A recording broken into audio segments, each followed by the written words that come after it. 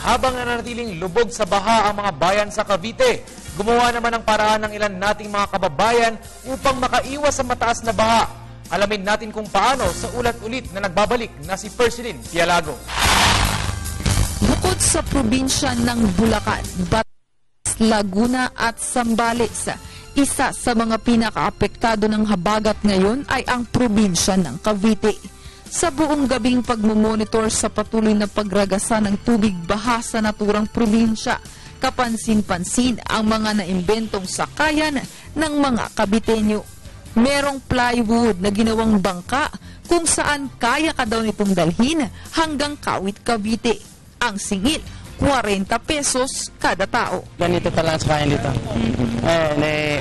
Pero pagdating ng walang baha dito, nagbaba kami ng pumasahe dito.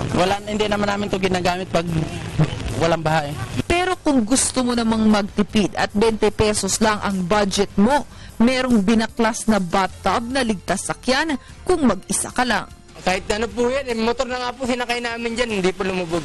Ngunit kung may kasama ka at marami kang dala, pagtiyagaan mo ang taga-presyong 100 piso kada tao sa sidecar. Kahit na walang suot na mga bota, hindi iniinda ng mga nagtutulak pasada ang duming dala ng tubig baha sa kanilang kalusugan.